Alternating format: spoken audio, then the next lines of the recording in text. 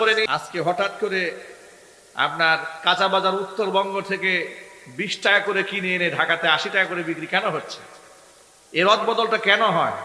Truck ড্রাইভারকে জিজ্ঞেস করে, বলে হুজুর রাস্তায় রাস্তায় আটকায়া চান্দা নিচ্ছে, 3-4টা হাত হচ্ছে, অনেক এভাবে দাম বেড়ে যাচ্ছে।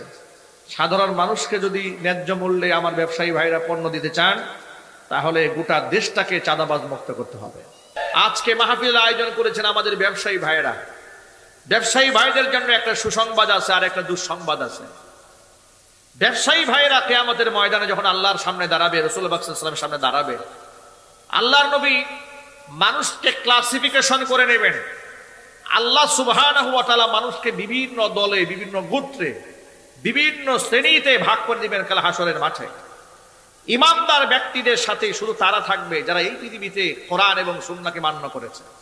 আল্লাহর নবী সাল্লাল্লাহু আলাইহি ওয়াসাল্লামের কাফেলার সাথে ইমানদারেরা থাকবে, বেঈমান মুনাফিকদের সাথে মুনাফিকরা থাকবে, আবু জেহেলের অনুসারীরা থাকবে আবু জেহেলের সাথে, নমরুদ ফেরাউনের বংশধরদের সাথে এই পৃথিবীর জালেমরা থাকবে। পক্ষান্তরে যারা আল্লাহ এবং রাসূলের আনুগত্য করেছে তারা থাকবে নিয়ামত প্রাপ্ত বান্দা নবীদের সাথে, সিদ্দিকীনদের সাথে, শহীদদের সাথে। চিল্লায় বলেন আল্লাহু আকবার। সুসংবাদটা আগে শোনায় নেই। আল্লাহর নবী ব্যবসায়ীদের ব্যাপারে কি বলেছেন? রাসূল বলেছেন, আত-তাজিরুস সাদুকুল আমিন মা'আন নাবিয়্যিন ওয়াস-সিদ্দীকিন ওয়াশ-শুহাদা। সত্যবাদী এবং আমানতদার ব্যবসায়ী, কথাটা খুব মনোযোগ সহকারে শুনবেন। 2টা গুণ থাকতে হবে। কয়টা গুণ? 1 নাম্বার হচ্ছে সত্যবাদী এবং আমানতদার। এই 2টা গুণ যে ব্যবসায়ীর মধ্যে থাকবে, আল্লাহ নবী বলেন কিয়ামতের দিন তার হাসর হবে নবীদের সাথে, সিদ্দিকীনদের সাথে হাসর হবে, শহীদদের সাথে আল্লাহ পাক তার হাসর নসিব করায় দিবেন। ব্যবসায়ীদের দাম আছে না? এজন্য ব্যবসার মধ্যে সততা খুব জরুরি। ইসলাম এমন একটি ধর্ম যেখানে পৃথিবীর সব বলে দেওয়া হয়েছে। আমার জীবনের পরিপূর্ণটা সব ইসলামে আছে। সুতরাং ব্যবসা শিখতে হবে সুদখোর, ঘুষখোর, মিথ্যাবাদের কাছ থেকে নয়। ব্যবসা শিখতে হবে ইমানদার ব্যক্তির কাছ থেকে। ঠিক কিনা বলে? যে ব্যক্তি নামাজ পড়ে না, কাস্টমারকে ধোঁকা দেয়, খাদ্যের মধ্যে ভেজাল দেয়, ওজনে কম দেয়, মালে 2 নাম্বারই দেয়, ওই ব্যক্তির নামাজ, রোজা, হজ, যাকাতের কোনো মূল্য আল্লাহর কাছে নাই, আল্লাহ রাসূলের কাছে নাই। তার উমরারও কোনো মূল্য নাই, তার সেজদারও কোনো মূল্য নাই। হালাল রিজিকের বিশাল মূল্য। আল্লাহ নবী বলেছেন, যেই ব্যক্তি হালাল রুজি করতে গিয়া সংসার চালাতে কষ্ট হয়, এরপরেও সে হারামের মধ্যে হাত দেয় না, নবীজি বলেছেন আল্লাহ রাস্তায় জিহাদ করলে মুজাহিদ যে সওয়াব পায়, ওই ব্যক্তির আমলনামার মধ্যে আল্লাহ তাআলা মুজাহিদের সওয়াব লিখে দেয়। ব্যবসায়ী ভাইরা, এজন্য কাস্টমারকে কখনো 2 নাম্বার জিনিস দিয়ে 1 নাম্বার বলে বিক্রি করবেন না। হারাম। কি হবে জোরে বলেন তো ভাই, আরো জোরে বলেন।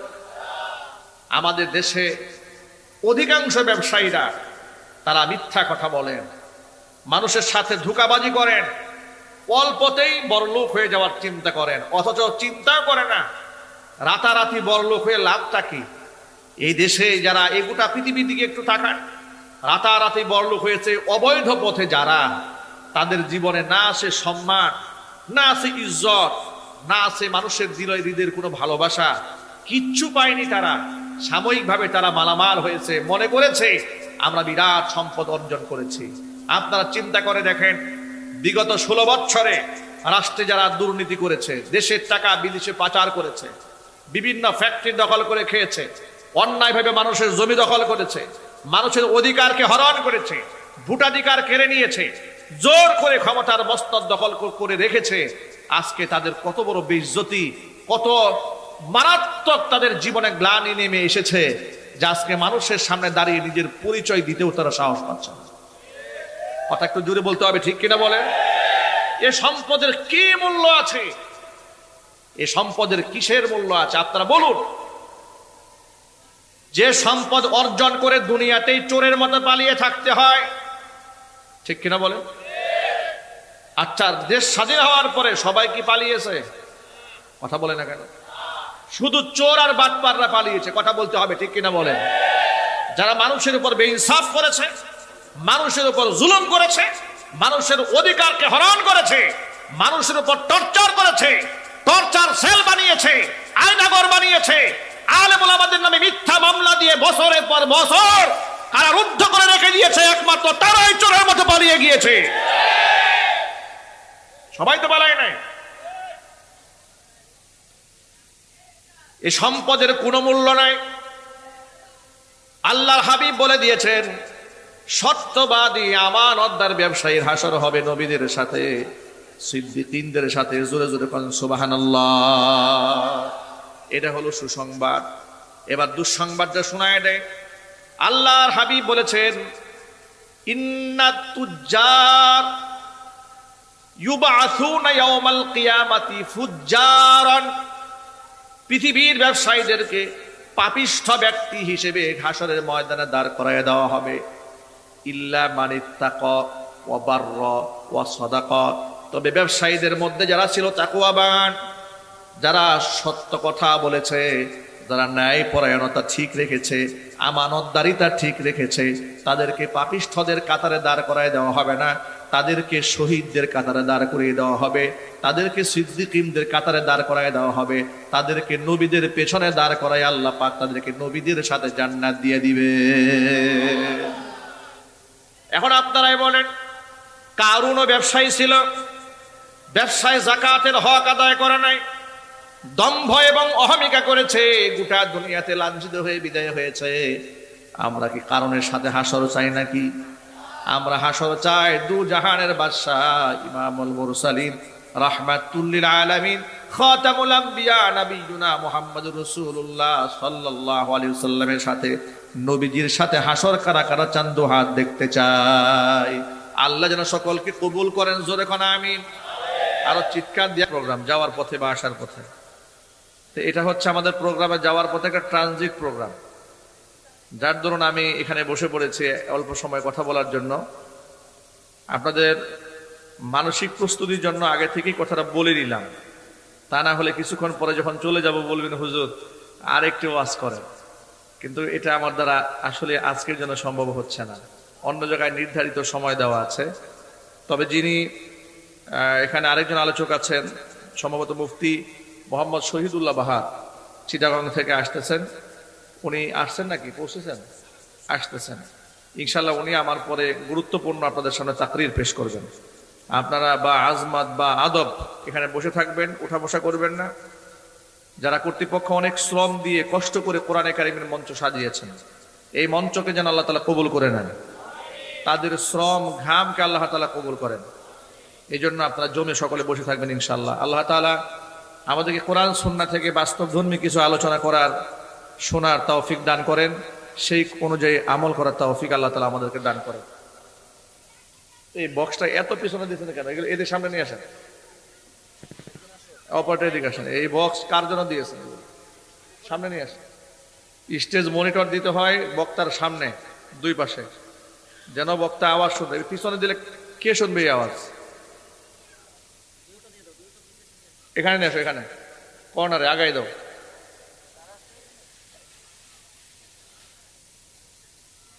এখানে এদিকে আগাই নিয়ে আসো যাতে আমি আওয়াজ শুনি।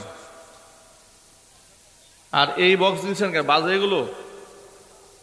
না না, এই যে বড় বড় এই যে এগুলো বাজে? কই বাজে? এগুলো বাজলে আমি থাকতে পারতাম এখানে?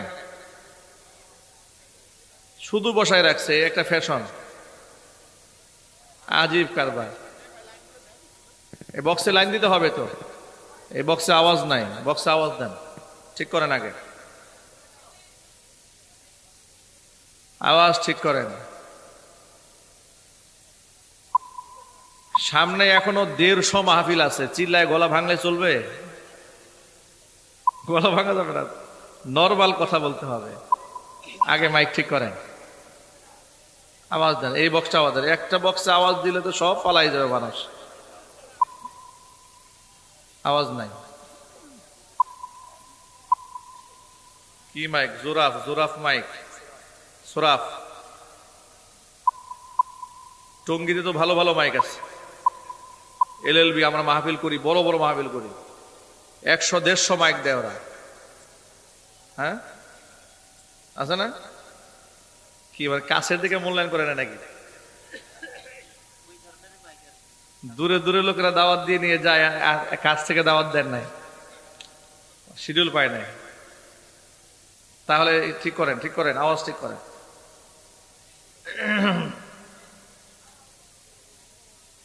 আওয়াজ নরমাল করেন। হ্যাঁ ঠিক আছে, আওয়াজ ঠিক হচ্ছে এখন, আস্তে আস্তে ঠিক হচ্ছে। হ্যাঁ হ্যাঁ জি জি জি হ্যাঁ হ্যাঁ, এটাও সামনে নিয়ে আসেন, হালকা ইকুডিলি দিবা, হালকা মিক্স করে রাখেন, আওয়াজটা মিষ্টি লাগবে ইনশাল্লাহ। আর পেছনে যে সমস্ত ভাইরা শুনতে পাচ্ছেন, আপনারা কি আওয়াজ পাচ্ছেন? এই পাশ থেকে আওয়াজ পাচ্ছেন ঠিক মতো? আচ্ছা ঠিক আছে, হ্যাঁ এটা একটু আগায় দেন, দিয়ে লাইন দিয়ে দেন, কথা বলে নর্মাল কথা বলা যাবে ইনশাআল্লাহ। আল্লাহ তাআলা বাংলাদেশকে দ্বিতীয়বারের মতো স্বাধীন করে দিয়েছেন আমাদের জন্য। এতে কি আপনারা খুশি না বেজার? কম না বেশি? এই যে স্বাধীনভাবে আজকে আপনাদের সামনে আমি মাইক নিয়ে বসেছি, যদি স্বাধীন না হতো এখানে আমার কথা বলার সুযোগ হতো?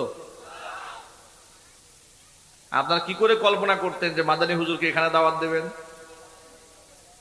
কি করে কল্পনা করতেন? এটা ছিল কল্পনারও বাহিরে যে টঙ্গীতে আমি প্রোগ্রাম করব। এটা আমার জন্য ছিল স্বপ্নের মতো, আমাকে আসতে দেওয়া হয় নাই। টঙ্গী তো ভালো, গাজীপুর মহানগরের অনেক জায়গাতে আমার মাহফিল তারা বন্ধ করে দিয়েছে। কি অপরাধ, আমি কি কথা বলি, আমি যা বলি সব রেকর্ড আছে, আমার প্রতিটা কথা রেকর্ড হয়। যার দরুন আমি এমন কোনো ফাহিশা কথা বলি না, আমি যে কথার ব্যাপারে দায়িত্ব নিতে পারবো না, আমি যা বলি দায়িত্ব নিয়ে বলি। আমার বিগত 16 বছরের 99% বক্তব্য, বিগত 16 বছরের 99% বক্তব্য পরিপূর্ণ রেকর্ড আছে আজকের এই দিন পর্যন্ত। এর মানে আমি তো লুকায়িত কিছু কথা বলি না, যা বলি প্রকাশ্যে বলি, হাজার হাজার মানুষের সামনে বলি।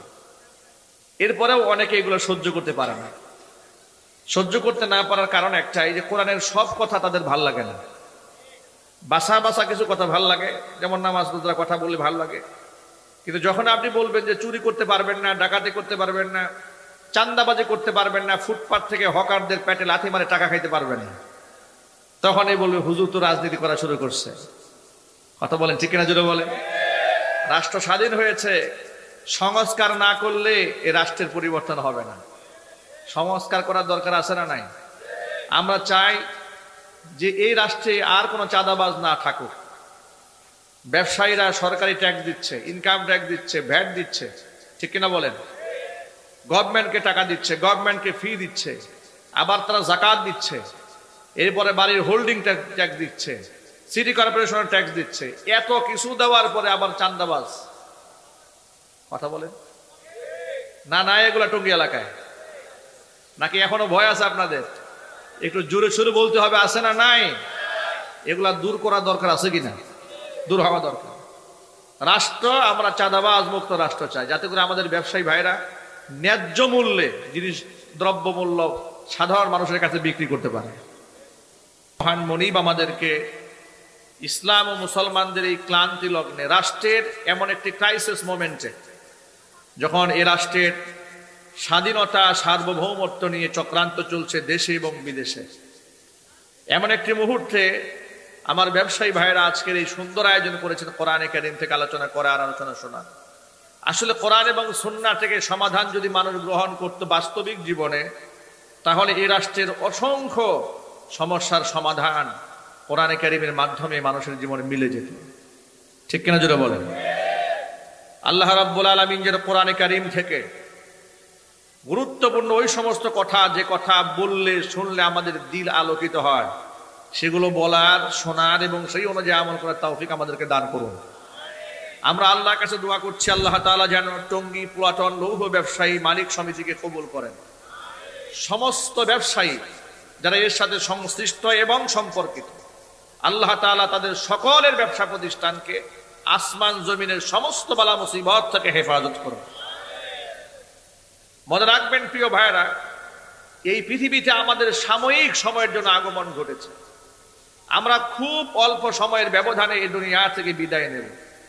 আমাদের বাবা, আমাদের দাদা, আমাদের পরদাদা, আমাদের দাদার দাদা, তারা আমাদের চেয়েও, আমাদের অনেকের চেয়ে অনেক বেশি প্রভাবশালী ছিলেন, অনেক জায়গা সম্পত্তির মালিক ছিলেন।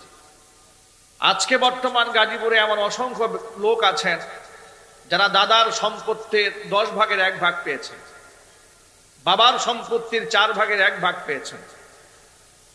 অনেকে গল্প করে বলেন, হুজুর আমার দাদার তো একরের পর একর সম্পদ ছিল, এগুলা নাতিপুতিদের মধ্যে ভাগাভাগি হতে হতে আজকে আমার 10% পেয়েছি। বলে না অনেকে? কথা বলে না, বলে না অনেকে? অনেকে বলে। যেমন আমি হাজী মোহর খান ওয়াকফ এস্টেট কেন্দ্রীয় জামে মসজিদে জুমার খুতবা দিই, বোটবাজার কেন্দ্রীয় জামে মসজিদ।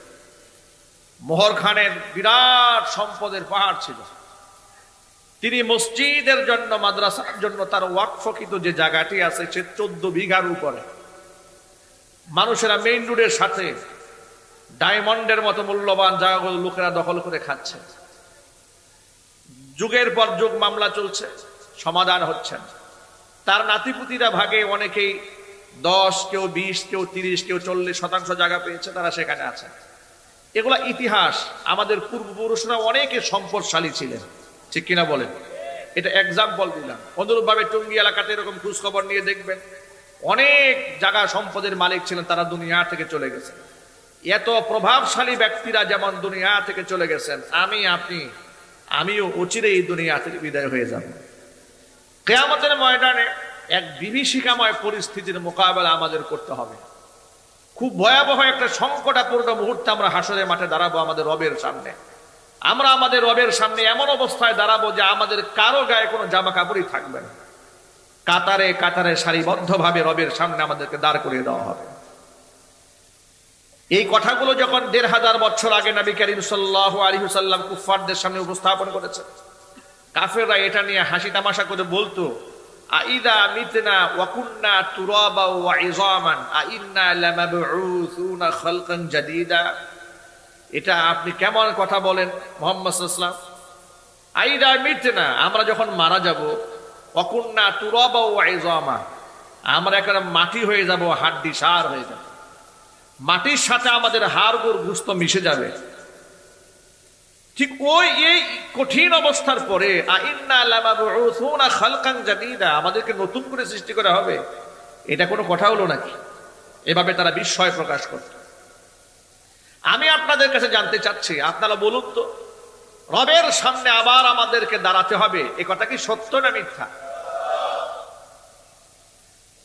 এ কথাকে আমরা এমন ভাবে বিশ্বাস করি, আমাদের চোখ দিয়ে দেখে যা বিশ্বাস করি, আমাদের চোখের দেখা ভুল হতে পারে, কিন্তু আল্লাহর নবী সাল্লাল্লাহু আলাইহি ওয়াসাল্লাম যা বলেছেন তার কথায় কোনো ভুল হতে পারে না। আমার বুঝের ভুল হতে পারে, কিন্তু আল্লাহর হাবিব যে বুঝ আমাদেরকে দান করেছেন তার মধ্যে ভুল হওয়ার আদৌ কোনো সম্ভাবনা নাই।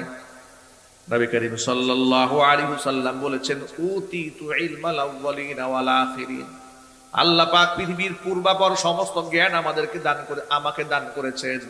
আল্লাহ দুনিয়ার জ্ঞান দান করেছেন, আল্লাহ পরকালের জ্ঞানও আল্লাহ আমাকে দান করেছেন। জোরে বলুন সুবহানাল্লাহ। আল্লাহর নবী যখন পরকালের কথা বললেন, সাহাবায়ে কেরাম তার কথাকে এমন ভাবে বিশ্বাস করলেন, নিজের চোখে দেখা কোনো বিষয়কে তারা যতটুকু বিশ্বাস করেন, নবী করিম সাল্লাল্লাহু আলাইহি ওয়াসাল্লামের বক্তব্যকে তার থেকেও বেশি আপন করে বিশ্বাস করে নিলেন। ছোট্ট একটা ঘটনা বললে খুব সহজে বুঝতে পারবেন তাদের বিশ্বাসের মাত্রাটা কত মারাত্মক ছিল। আল্লাহ নবী সাল্লাল্লাহু আলাইহি ওয়াসাল্লাম একদিন রাস্তা দিয়ে হেঁটে যাওয়ার সময় জনৈক ইহুদি পথিমধ্যে নবী করিম সাল্লাল্লাহু আলাইহি ওয়াসাল্লামকে বলল, মুহাম্মদ, তোমার কাছে আমি উট বিক্রি করেছিলাম, সেই বাবদ কিছু টাকা তোমার কাছে আছে, আমার টাকাটা তুমি আমাকে এখনো পর্যন্ত দেও নাই। নবী করিম সাল্লাল্লাহু আলাইহি ওয়াসাল্লাম বলেন, তোমার টাকাটা তো আমি দিয়ে দিয়েছি। ইহুদি বলে, না দাওনি। আল্লাহ নবী সাল্লাল্লাহু আলাইহি সাল্লাম বলছেন দিয়ে দিয়েছি। ইহুদির সাথে রাস্তা দাঁড়িয়ে নবীজি সাল্লাল্লাহু আলাইহি সাল্লামের বাকবিতণ্ডা চলছে। এমন সময় আল্লাহর হাবিব বললেন, মাইয়াশহাদুলি, আমার পক্ষে কে সাক্ষী দেবে? কারণ তোমাকে যখন আমি টাকাগুলো দিয়ে দিয়েছিলাম আমি কোনো সাক্ষী প্রমাণ রাখি নাই। এ কথা শোনা মাত্র খুজাইমা ইবনে সাবিত রাদিয়াল্লাহু তাআলা আনহু, রাসূলের একজন সাহাবী, দৌড়ে এসে বললেন, আনা আশহাদু লাকা ইয়া রাসূলুল্লাহ, হে আল্লাহর রাসূল, আমি আপনার পক্ষে সাক্ষী দিচ্ছি, সাক্ষ্য দেব, নিশ্চয় আপনি ইহুদির টাকাগুলো ফিরিয়ে দিয়েছেন। আল্লাহর নবী অবাক বিস্ময়ে খুজাইমা ইবনে সাবিতকে বললেন, খুজাইমা, তুমি কেমনে আমার পক্ষে সাক্ষ্য দিবে বলো? আমি যখন তার কাছ থেকে উট খরিদ করেছিলাম তখন তুমি আমার সামনে ছিলে না, টাকা যখন পরিশোধ করে দিয়েছি তখনও তুমি আমার সামনে ছিলে না, তাহলে তুমি আমার পক্ষে সাক্ষী কি করে দেবে? খুজাইমা ইবনে সাবিত রাদিয়াল্লাহু তাআলা আনহু বলছেন, নবীজি, এটা কোনো কথা হলো নাকি? আমরা শত সহস্র মূর্তির সামনে এক সময় সেজদা দিতাম, দেবতা মনে করতাম, ভালো মন্দের মালিক মনে করতাম দেব দেবীগুলোকে। আপনি বললেন দেব দেবীগুলো আমাদের রব নয়, আমাদের রব একমাত্র আল্লাহ রাব্বুল আলামিন। রবকে আমরা না দেখে বিশ্বাস করে নিয়েছি। আপনি বলেছেন আলামে বারজাক আছে, কবরে জীবন আছে, সওয়াল জবাব হবে, সেখানে প্রশ্ন করা হবে, মান রব্বুকা ওয়া মান নাবিয়্যুকা ওয়া মা দীনুক, প্রশ্ন করা হবে। দেখি নাই কিন্তু বিশ্বাস করে নিয়েছি। আপনি বলেছেন কিয়ামতের দিন আমলনামা মিজানের পাল্লায় ওজন দেওয়া হবে, দেখি নাই বিশ্বাস করেছি। আপনি বলেছেন পুল সিরাত পাড়ি দিতে হবে, দেখি নাই বিশ্বাস করেছি। আপনি বলেছেন জিন আছে, ফেরেশতা আছে, ফেরেশতা দেখি নাই, জিনও দেখি নাই, বিশ্বাস করে নিয়েছি। আপনি বলেছেন কিয়ামত আছে, দেখি নাই, বিশ্বাস করে নিয়েছি। আপনি বলেছেন জান্নাত আছে, দেখি নাই, বিশ্বাস করেছি। আপনি বলেছেন জাহান্নাম আছে, দেখি নাই, বিশ্বাস করেছি। আপনার কথার কারণে যদি এত বড় বড় বিষয়গুলা যদি অবলীলায় বিশ্বাস করে অন্তরের মধ্যে ধারণ করে সাক্ষী দিতে পারি যে পরকাল আছে, জান্নাত আছে, জাহান্নাম আছে, এত বড় বড় বিষয়গুলাকে যদি আপনার কথার মাধ্যমে স্বীকার করে নিতে পারি, ইহুদিকে সামান্য কয়েকটা টাকা দিয়েছেন আর আপনি বলেছেন দিয়ে দিয়েছি, কেন আপনার পক্ষে আমি সাক্ষী দিতে পারবো না? আল্লাহ নবী তার যুক্তি শুনে খুব অবাক হয়ে গেলেন। কি দারুণ কথা বলেছে! আল্লাহ নবী শারিঈ শরিয়াত ছিলেন, শরীয়ত প্রণেতা। আল্লাহ পাক তাকে এতটুকুন পাওয়ার দিয়েছিলেন। চিল্লা এখন সুবহানাল্লাহ। আল্লাহ রাসূল বললেন, ইসলামী শরীয়তে বিচার ব্যবস্থা পরিচালনার ক্ষেত্রে যে কোনো ব্যাপারে দুইজন পুরুষের সাক্ষীর প্রয়োজন হয়। কয়জন? আরো জোরে বলেন। যদি যেই ক্ষেত্রে দুইজন সাক্ষীর প্রয়োজন হবে সেই ক্ষেত্রে আমার খুজাইমা যদি একা সাক্ষী দেয়, অন্য যে কোনো দুইজন পুরুষের সমান মর্যাদা লাভ করবে আমার খুজাইমার একজনের সাক্ষী। চিল্লা এখন আল্লাহু আকবার। আমি এই ঘটনার মাধ্যমে আপনাদের কাছে এই সবকটা দিতে চেয়েছি, সেটা হলো সাহাবায়ে কেরাম আল্লাহ রাসূলের কথাকে কেমন অকুণ্ঠভাবে বিশ্বাস করে নিয়েছেন, কোনো প্রকার সন্দেহ তারা করেননি। এই জন্য কোরআন কারীম তাদের ঈমানকে আমাদের ঈমানের জন্য মডেল বানিয়ে দিয়েছে। আল্লাহ পাক বলেন, ওয়া ইযা কিলা লাহুম আমিনু কামা আমানান নাস, মদিনার মুনাফিকদেরকে যখন বলা হতো ঈমান আনো তোমরা, সেভাবে যেভাবে লোকেরা ঈমান এনেছে, আয় আমানা সাহাবা, সাহাবায়ে কেরাম যেভাবে ঈমান এনেছে তোমরা সেইভাবে ঈমান আনয়ন করো। তাহলে কোরআন শরীফের এই আয়াত দ্বারা প্রমাণ হয় সাহাবীদের ঈমান হচ্ছে আমাদের ঈমানের মডেল বা নমুনা। ঠিক কিনা বলেন ভাইরা আমার? সাহাবায়ে কেরাম আল্লাহর নবী সাল্লাল্লাহু আলাইহি ওয়াসাল্লামের কথাকে এভাবে বিশ্বাস করলেন যে পরকাল আছে, মিজান আছে, পুল সিরাত আছে, রাসূলের সামনে দাঁড়াতে হবে, আল্লাহর সামনে দাঁড়াতে হবে। এই কথাগুলোর উপর কি আমাদেরও হৃদয়ের গহীন থেকে বিশ্বাস আছে? সবাই তো জুড়ে বলেন। 2 নম্বর পণ্য 1 নম্বর বলে বিক্রি করবেন না, কোনো ফায়দা নাই। আপনি মাঝে মাঝে মনে মনে চিন্তা করলেন 2 নম্বর পণ্য 1 নম্বর বলে বিক্রি করে মাসে আমি 50,000 টাকা বেশি ইনকাম করেছি, 1 লক্ষ টাকা বেশি ইনকাম করেছি। ইনকাম করতে থাকবেন, করতে থাকবেন, কলিজার মধ্যে আল্লাহ এমন পছন্দ ধরায়া দেবে, সারা জীবনে যা অর্জন করেছেন 14 গোষ্ঠী বিক্রি করলেও ঔষধের টাকা হবে না। ঠিক কিনা বলেন? বাস্তবতা এই সমাজে আছে না নাই? আহা, সিনেমার নায়ক নায়িকা, গায়ক গায়িকা, মহাশিল্পী, বাংলাদেশে যারা বড় বড় তারকা, কতবার যে ঘটনা ঘটেছে, সারা জীবন লক্ষ লক্ষ কোটি কোটি টাকা তারা ইনকাম করেছে, বিভিন্ন শো করেছে, 5 লাখ 10 লাখ 20 লক্ষ টাকা অর্জন করেছে, উপার্জন করেছে। শেষ বয়সে এসে এমন একটা রোগে আক্রান্ত হয়ে গেছে, সরাসরি প্রধানমন্ত্রীর কাছে ভিক্ষা চাওয়া শুরু করেছে। কথা বলতে হবে ঠিক কিনা? ভিক্ষা না দিলে, রাষ্ট্রের কোষাগার থেকে টাকা না দিলে ওদের চিকিৎসা ব্যয়ভার গ্রহণ করা যায় না। কারণটা কি? কারণটা কি? হেতুটা কি? হারামে কোনো আরাম নাই। কথা বলেন ভাই, ঠিক কিনা বলেন? হারামে আরাম আছে? হারামে কোনোদিন আরাম থাকতে পারে না। এটা আল্লাহ পাকের নিজাম, এটা আল্লাহ পাকের সুন্নাহ, এটাই আল্লাহ পাকের পদ্ধতি। সুতরাং এখানে ব্যবসায়ী ভাইরা আয়োজন করেছেন, তাদের প্রতি আমার প্রথম সবক হচ্ছে, ভাইরা ব্যবসার মধ্যে 2 নম্বরই করবেন না। আমার 2 নম্বরই করার দরকারটা কি? একটা মানুষের রিজিক, আমি বেঁচে থাকার জন্য আমার যতটুকু লাগে সেটা কি উপার্জন করা কি অনেক কঠিন কাজ? কথা বলেন ভাই। মনে রাখবেন, এই পৃথিবীতে সম্মান নিয়ে বাঁচার জন্য যে রিস্কের প্রয়োজন, এটা আপনি হক হালাল পথে থাকলেও এটা আল্লাহর পক্ষ থেকে আপনার জন্য যে কোনো মূল্যে বরাদ্দ হয়ে যাবে। সুবহানাল্লাহ। এদিক সেদিক করে মানুষ যারা ইনকাম করে সেটা সে ভোগ করতে পারে না। আল্লাহর নবী বলেছেন, মানুষ শুধু বলে মালি মালি, এটা আমার সম্পদ, এটা আমার গাড়ি, এটা আমার বাড়ি, এটা আমার মিল, এটা আমার ফ্যাক্টরি, এটা আমার ইন্ডাস্ট্রি, এটা আমার মার্কেট প্লেস, গর্বের সাথে বলে। নবীজি বলেন, অথচ তার এগুলো কিছুই নয়। তার কি কি আছে শোনো। আল্লাহর হাবিব বলেছেন, তার ততটুকুন রয়েছে যতটুকুন সে খেয়ে নষ্ট করেছে এটা তার, যতটুকুন সে পড়ে শেষ করেছে এটাও তার, যতটুকুন সে আল্লাহর রাস্তায় দান করেছে এটাও তার। বাদ বাকি যা আছে এগুলা তার নয়, এগুলা তার পরবর্তী প্রজন্মের মালিকানা। ঠিক কিনা ভাই? আমি অন্যের সুখের জন্য আমি নিজের ঘরে আগুন লাগিয়ে দিয়েছি। ঠিক কিনা বলেন? মনে কষ্ট নেবেন না। এখানে আমরা বাবারা যারা আছে, আমরা আমাদের সন্তানদেরকে সুখী করার জন্য আমরা নামাজটাও বাদ দিয়ে দিয়েছি। কথা বলেন। শুধুমাত্র আমি এবং আমার পরিবার পরিজন, তাদেরকে পেট বাঁচাবার জন্য তো আমাকে নামাজ ছাড়া দরকার নাই। আমি কি যথা সময়ে নামাজ পড়ে ব্যবসা বাণিজ্য পরিচালনা করার পরেও যতটুকু লভ্যাংশ আমার ব্যবসা থেকে আসবে, এতে করে আমার সংসারটা চলবে না? আমাকে লোভে ধরেছে, আমাকে শয়তানে ধরেছে। কিসে ধরেছে? শয়তানে ধরেছে আর লোভে ধরেছে। যাকাত দেবে না। কি দেবে না?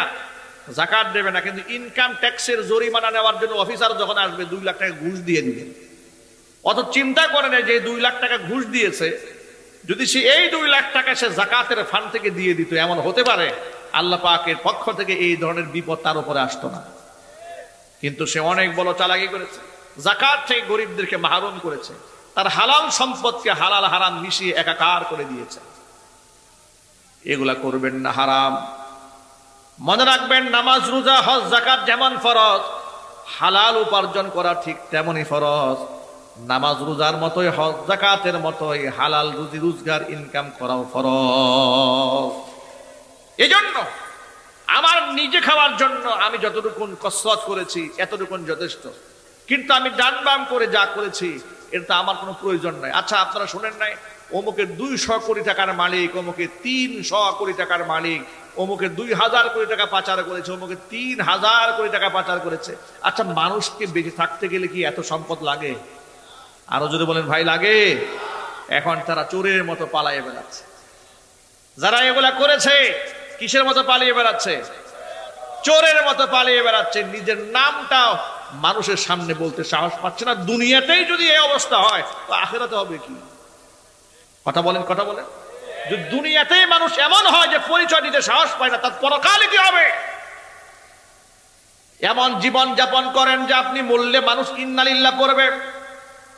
এমন জীবন কেন গঠন করেন? লোকেরা আপনার মৃত্যু সংবাদ শুনে গোটা পত্রিকা ভরে ফেলে আলহামদুলিল্লাহ বলে। আসে না নাই? জোরে কর। এমন জীবন আপনি কেন গঠন করতে যান? এমন জীবন করিবে গঠন, মরিলে হাসিবে তুমি, কাঁদিবে ভুবন। বড় বড় আলেমদের দিকে তাকিয়ে দেখুন, দুনিয়াতে তেমন কিছু করতে পারে নাই, কিন্তু দুনিয়া থেকে যখন তারা বিদায় হয়ে যায়, তাদের জানাজার মধ্যে মানুষের ঢল নেমে যায়, ঢেউয়ের মতো মানুষ আসতে থাকে, অশ্রু সিক্তনয়নে তাদেরকে বিদায় করে দেয়। মানুষ তাদের জন্য কান্না করে, আফসোস করে, চোখের পানি ফেলে। কিন্তু আমি আপনি এমন জীবন কেন গঠন করতে যাব? মৃত্যুর সংবাদ শুনলেও মানুষ লেখে আলহামদুলিল্লাহ। কেন এই জীবনটা আমি কেন গঠন করতে যাব? ব্যবসায়ী ভাইরা, এই জন্য প্রথম ব্যাপার হচ্ছে, যেহেতু আল্লাহ রসুল বলেছেন সত্যবাদী আমানতদার ব্যবসায়ীদের হাসর হবে নবীদের সাথে, আল্লাহ যেন টুঙ্গি বাজারের আমার সকল ব্যবসায়ীদেরকে আল্লাহর নবীর সাথে হাসর করাই দেওয়ার মতো আমল করা তৌফিক দান করেন। জোরে কোন আমি। আল্লাহ যেন তাদের সমস্ত বালা মুসিবত থেকে হেফাজত করেন। আসমানের বালা, জমিনের বালা, দেশের বালা, বিদেশের বালা, সব ধরনের মুসিবত থেকে আল্লাহ তাদের প্রতিষ্ঠানগুলোকে হেফাজত করেন। হেফাজত হবে যদি আমরা 5 ওয়াক্ত নামাজ সঠিক মতো আদায় করি, ইনশাআল্লাহ বলেন। আমরা যেহেতু রাসূলুল্লাহর সাথে হাসর চেয়েছি, আল্লাহর নবী বিনা শর্তে নবীজির সাথে হাসর ঘোষণা করেন নাই। নবীজি সাল্লাল্লাহু আলাইহি ওয়াসাল্লামের সামনে এক সাহাবী ওযুর পানি এগিয়ে দিলেন।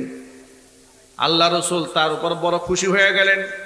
সাহাবীকে রাসূল অফার দিয়ে বললেন, তুমি আমার কাছে আজকে যা চাবে তোমাকে তাই দেওয়া হবে।